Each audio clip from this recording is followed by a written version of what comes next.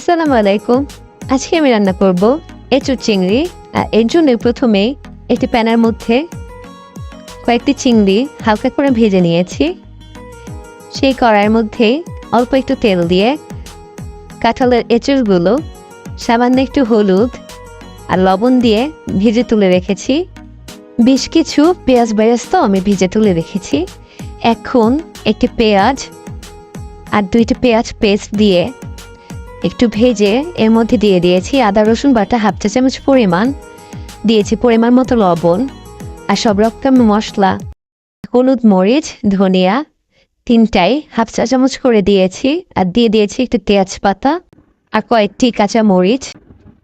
এরপর মাছগুলো কষিয়ে আসলে দিয়ে দিয়েছি সেই এঁচড়গুলো, পরিমাণ মতো পানি আর বেরেস্তাগুলো দিয়ে দিলে হয়ে যাবে মজার একটা রেসিপি।